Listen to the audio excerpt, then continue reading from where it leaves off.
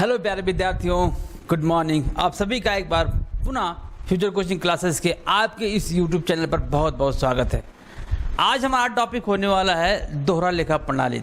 अभी तक हम लोगों ने accounting principle and accounting concept को सीखा था और उस पर हमने एक एमसीक्यू टाइप से क्वेश्चन भी एक क्लास में आपके लिए लाए थे, जिसमें हमने उस टॉपिक से संबंधित कितने क्वेश्चन, कैसे क्वेश्चन बन सकते थे, हमने पूरा देखा था। आज आपका टॉपिक होने वाला है जो आपके एग्जाम के सिलेबस में है, दोहरा लेखा प्रणाली। ऑडिटर और असिस्टेंट अकाउंटेंट के सिलेबस में ये टॉपिक है आपका दोहरा लेखा प्रणाली। यहाँ से क्वेश्चन फिक्स है आपके पेपर में आने का। ठीक है, तो आज देखते हैं इसको शॉर्ट वे में और एक सिंपल लैंग्वेज में और फुल कॉन्सेप्ट के साथ क्या दोहरा लेखा प्रणाली। दोहरा लेखा प्रणाली अगर आपसे क्वेश्चन पूछे और पूछने के चांसेस ज़्यादा होते हैं, पूछे कि दोहरा लेखा प्रणाली के जनक कौन है, तो आप सबको पता होगा लूकस पैसोली है। लूकस पैसियोली है, जिन्होंने दोहरा लेखा प्रणाली को कब बनाया था? 1494 ईस्वी में। दो क्वेश्चन यहां से बन सकता है। दोहरा लेखा प्रणाली बना कब था? 1494, 1494 एंड लूकस पैसियोली इसके फादर है। अगर आपसे ये भी पूछा जाए कि कॉमर्स के जनक किसे कहा जाता है, तो आप बेहिचक किसको लगा सकते हैं? लूकस पैसियोली। लेखांकन के जनक, दोहरा लेखा प्रणाली के जनक कौन है? लूकस पैसियोली। ठीक है, दोहरा लेखा प्रणाली में होता क्या मेरे भाई?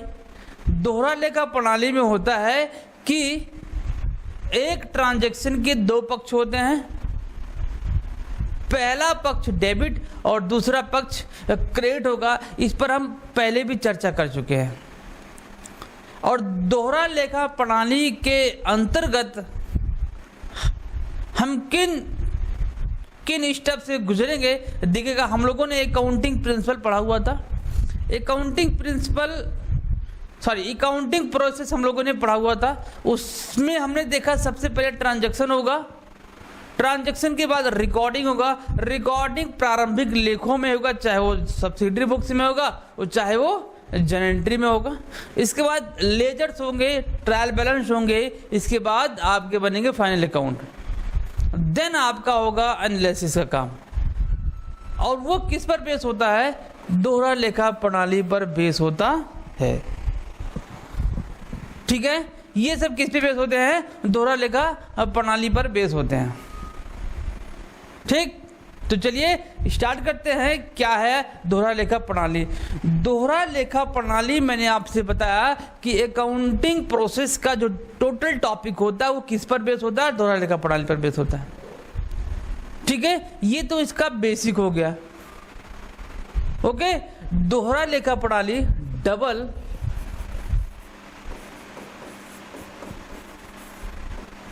एंट्री सिस्टम में हमने अकाउंटिंग प्रोसेस देखा हुआ था। अकाउंटिंग प्रोसेस जिसमें हमने सबसे पहले क्या देखा था भाई? ट्रांजैक्शंस देखा था। देन क्या देखा था? ट्रांजैक्शन के बाद रिकॉर्डिंग देखा था। रिकॉर्डिंग में हमने दो टाइप से रिकॉर्डिंग करना सीखा था। एक सब्सिडरी बुक और एक जर्नल। और इसके बाद क्या आएगा आपका? इसके बाद आएगा लेजर, इसके बाद आएगा ट्रायल बैलेंस, देन आपका आएगा फाइनल अकाउंट। ये आपका क्या था? प्रोसेस था, अकाउंटिंग का प्रोसेस था। और ये टोटल बेस है किस पर? डबल एंट्री सिस्टम पर। डबल एंट्री सिस्टम में इसमें बताया गया है कि एक पक्ष के, एक ही ट्रांजैक्शन के दो पक्ष होंगे, एक देने वाला दूसरा लेने वाला। एक को डेबिट करेंगे दूसरे को क्रेडिट करेंगे, बस इसका इतना ही रूल है। बस डबल एंट्री सिस्टम का बस इतना ही रूल है कि ट्रांजैक्शन के दो पहलू होंगे, एक को डेबिट करेंगे एक को क्रेडिट करेंगे, बस, और इसमें कुछ नहीं है। लेकिन हाँ, इसमें एक चीज़ और बताया गया है। क्या बताया गया देखिएगा, इसमें कुछ खातों के बारे में चर्चा किया गया है।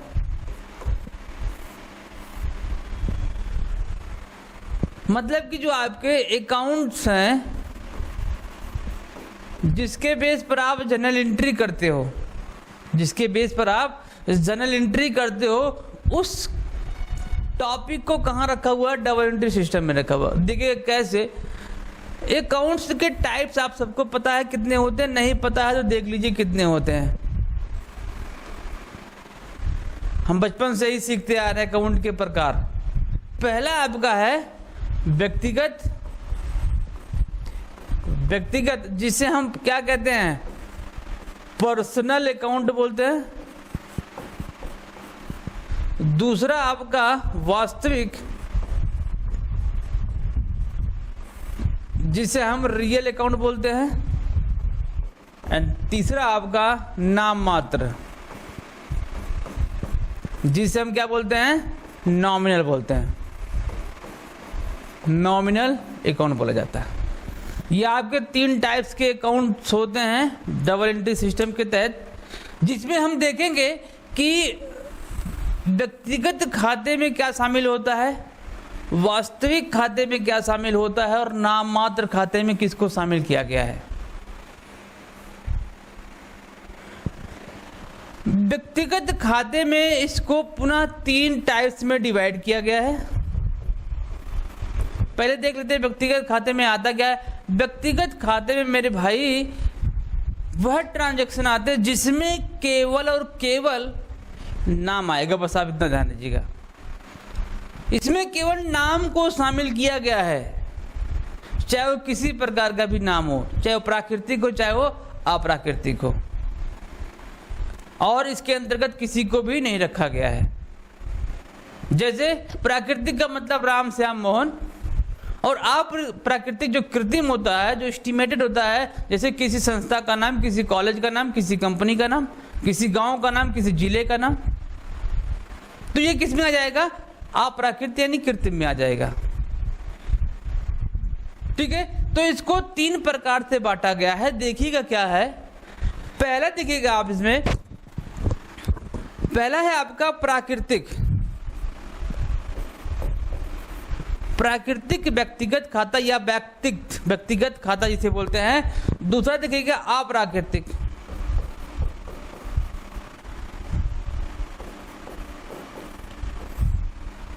अप्राकृतिक।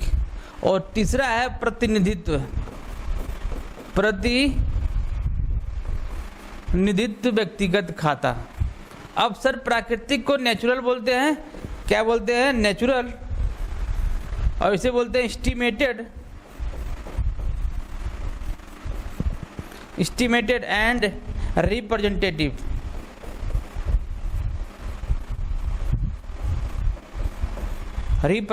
Personal account. ठीक है, देखिए इसमें हम चर्चा करते हैं क्या क्या है। प्राकृतिक personal account, natural personal account वह अकाउंट होता है जिसमें केवल और केवल व्यक्तियों के नामों के नाम रखे गए हैं। जैसे राम श्याम मोहन, सीता गीता, ये जितने भी नाम होंगे जो प्राकृतिक रूप से बिलोंग करते हैं नेचर से, वो किस में आएंगे? आपके प्राकृतिक में।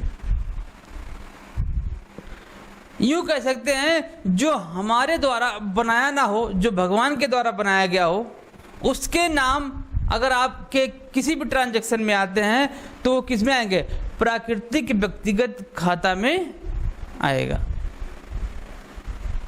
ठीक है। दूसरे क्या कह रहा है कि अप्राकृतिक का मतलब होता है कि जिसको हमने बनाया हो, जिसको हमने बनाया हो और उसका नाम हमने रखा हो, वो क्या करेगा? अप्राकृतिक। देखिएगा प्राकृतिक में किसको किसको रखा गया है, इसको थोड़ा सा चर्चा कर लेते हैं, इसके बाद चलते हैं। प्राकृतिक व्यक्तिगत खाता,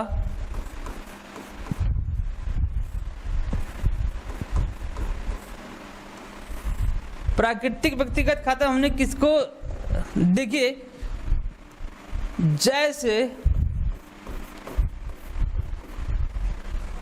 जैसे राम, श्याम, मोहन, सीता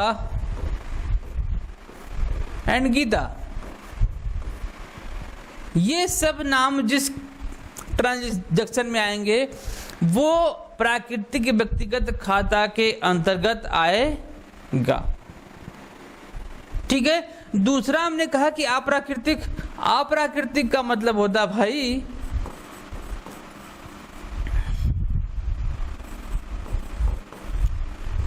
अप्राकृतिक का मतलब होता ऐसे जो एस्टिमेटेड, जो कृत्रिम हो, मानव के द्वारा बनाए गए हो, वो क्या कहलाएंगे? अप्राकृतिक खाता के अंतर्गत आएंगे।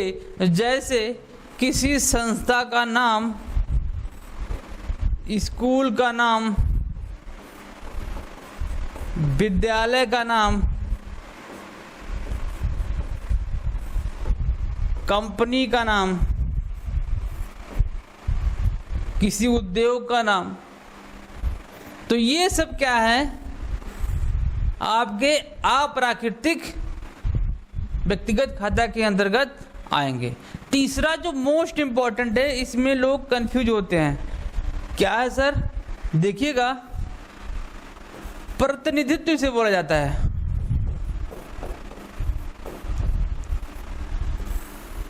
इसे कहते हैं रिप्रेजेंटेटिव।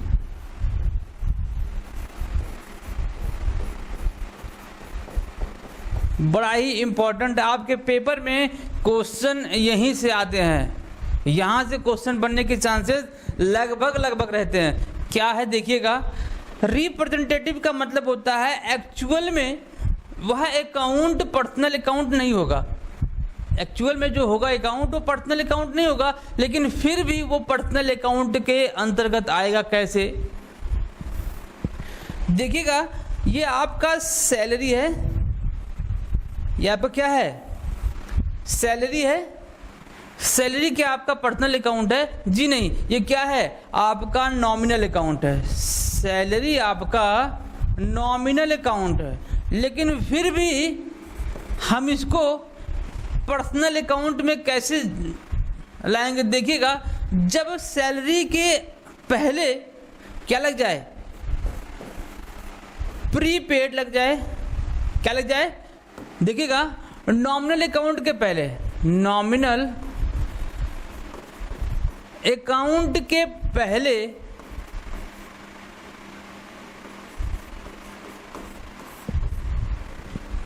क्या जुड़ जाए? सबसे पहले क्या जुड़ जाए? अदत्त, यानी क्या? आउटस्टैंडिंग। दूसरा क्या जुड़ जाए? पूर्वदत्त, जिसे क्या बोलेंगे हम? प्रीपेड बोलेंगे। तीसरा क्या जुड़ जाए? उपार्जित। एक्रूड। और तीसरा क्या? अनुपार्जित, अनएक्रूड।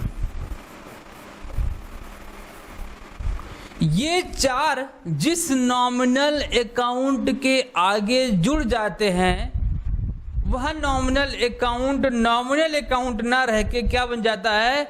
रिप्रेजेंटेटिव पर्सनल अकाउंट बन जाता है। अगर आपसे क्वेश्चन पूछे कि आउटस्टैंडिंग सैलरी, अगर आपसे पूछ ले क्वेश्चन कि आउटस्टैंडिंग सैलरी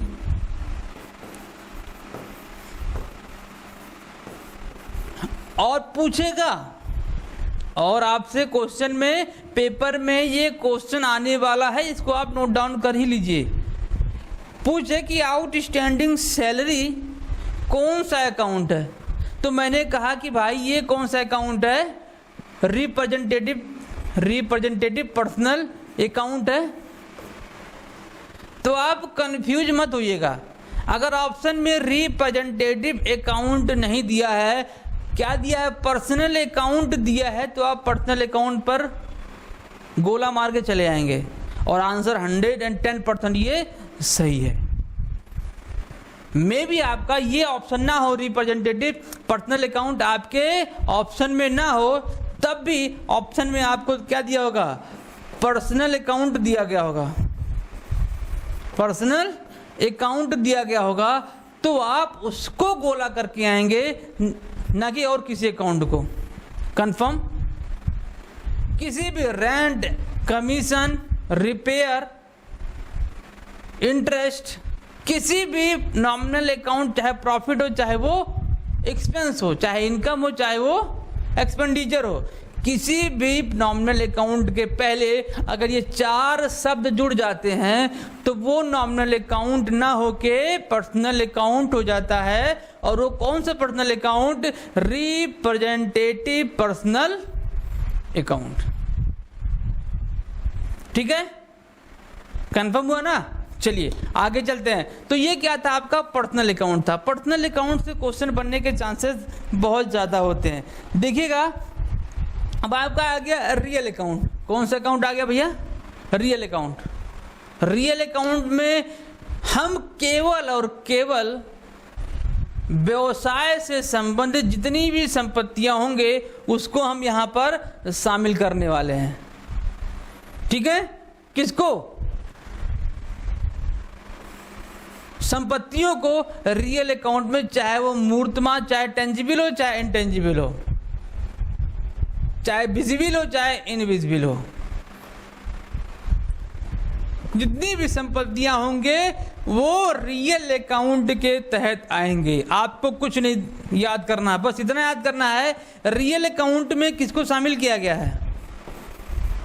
ऑल एसेट्स को। किसको? ऑल एसेट्स को शामिल किया गया है रियल अकाउंट के अंतर्गत। अब सर एसेट्स क्या होते हैं भैया? एसेट्स 2 प्रकार के होते हैं, एक फिक्स होता है, एक करंट होता है। Fix assets and current assets.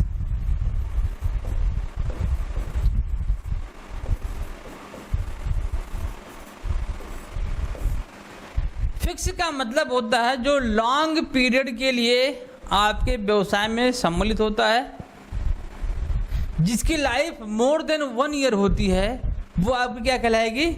Fix संपत्ति कहलाएगी। जैसे machine, furniture, building, car, motorcycle, ये सब आपके किस में आएंगे? फिक्स एसेट में आएंगे। देन नेक्स्ट कह रहा है कि करंट एसेट। करंट एसेट्स का मतलब होता है जिसका जीवन लाइफ क्या होता है?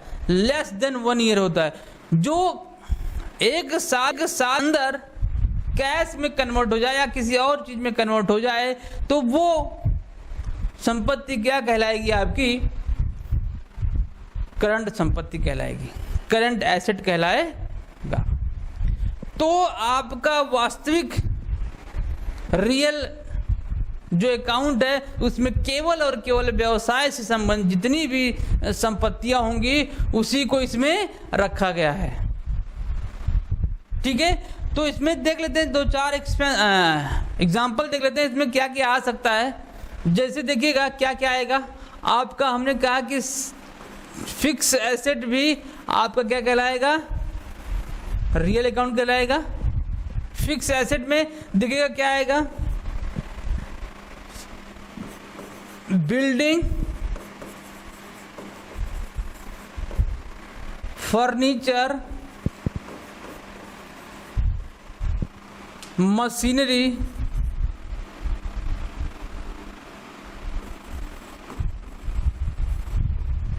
प्लांट, कार, गुडविल, इन्वेस्टमेंट दोनों हो सकता है भाई, करंट भी हो सकता है, फिक्स भी हो सकता है, ठीक है। तो ये आपके फिक्स एसेट की कैटेगरी में आ गए हैं। करंट एसेट देखिए क्या होता है भाई, करंट एसेट्स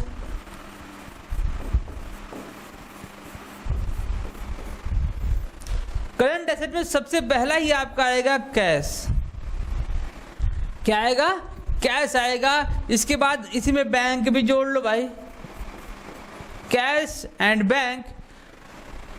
डेटर्स आते हैं आपके, जिसे हम देनदार बोलते हैं। इसमें बिल्स रिसेबल आते हैं। क्या आते हैं? बिल्स रिसेबल आते हैं आपके इस कैटेगरी में। स्टॉक को इसी कैटेगरी में रखा गया है। करंट एसेट को,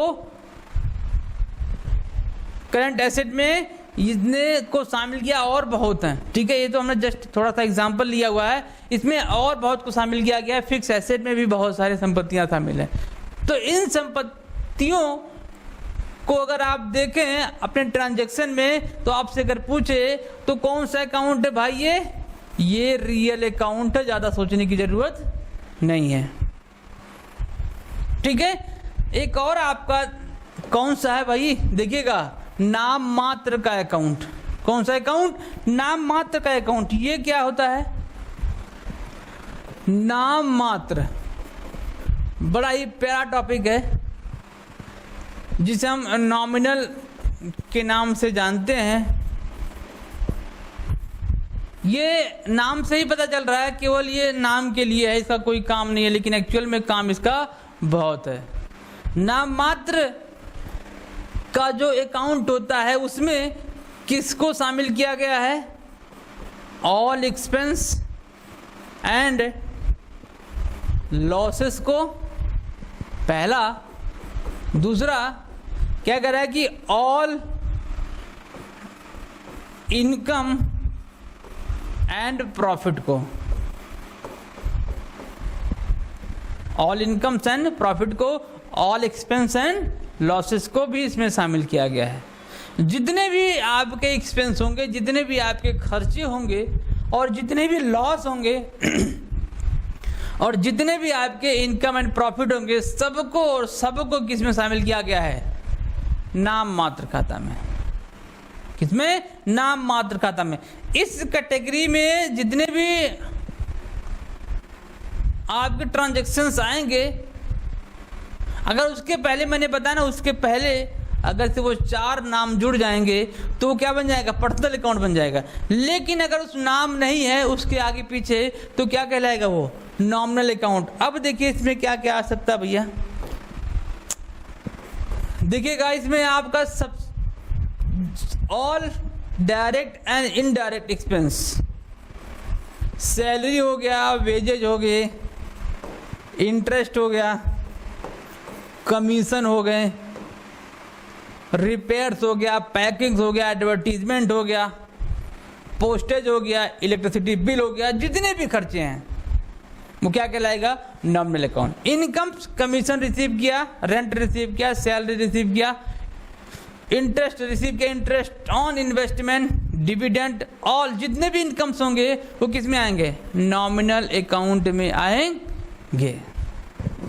नॉमिनल अकाउंट में आएंगे, ठीक है। चलिए, ये तो क्या था? आपका अकाउंट था।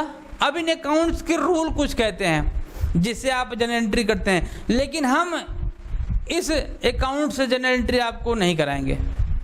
हम आपको कंसेप्ट कराएंगे जिससे आप कभी भी जनरल एंट्री भूलेंगे नहीं। इससे आप केवल जनरल एंट्री को याद कर लेंगे और फिर 2-4 महीने बाद आपके माइंड से स्लिप हो जाएगा। लेकिन जो कंसेप्ट अगर आपका एक बार आपके माइंड में शेव हुआ, वो कभी भी आपके माइंड से निकलने वाला नहीं है। लेकिन फिर भी हम इसको देखते हैं, जिसको गोल्डन रूल के नाम से जानते हैं, जिसको क्या कहते हैं? गोल्डन रूल के नाम से जाना जाता है। अकाउंट के नियम। पहला अकाउंट आपका था पर्सनल अकाउंट। Personal account. इसका रूल क्या कहता है भाई? इसका रूल कहता है कि पाने वाले को डेबिट और देने वाले को क्रेडिट करते हैं। Debit the receiver and credit the giver. इसका रूल क्या कहता है? पहला, पाने वाले को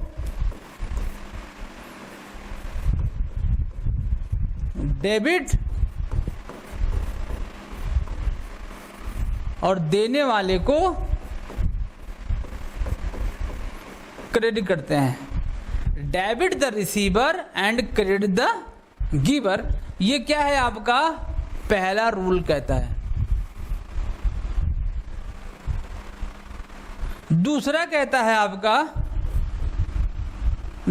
रियल अकाउंट का। देखेंगे रियल अकाउंट में क्या कहता है? पहला देखिएगा,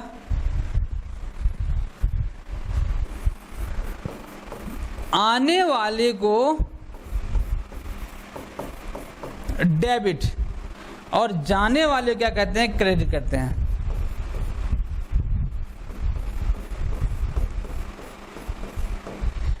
debit what's come in and credit what goes out. ये किसका रूल है? रियल अकाउंट का है। जो आया उसको डेबिट कर दो और जो चला गया उसको क्रेडिट कर दो। Debit what comes in and credit what goes out. ये किसका नियम है? आपका रियल अकाउंट का नियम है। एंड लास्ट आपका कौन सा अकाउंट है? Nominal account. नॉमिनल अकाउंट, इसका रूल क्या कहता है भाई? इसका रूल कहता है कि ऑल एक्सपेंसेस, सभी व्यय और लॉस को क्या कर देंगे? डेबिट कर देंगे। और दूसरा कहता है कि जितने भी इनकम होंगे एंड प्रॉफिट्स होंगे उसको क्या कर देंगे? क्रेडिट कर देंगे। ये तीन नियम है किसके? गोल्डन रूल के। ठीक है। दोहरा लेखा प्रणाली जो सिस्टम हम देख रहे हैं, dual aspect double entry system.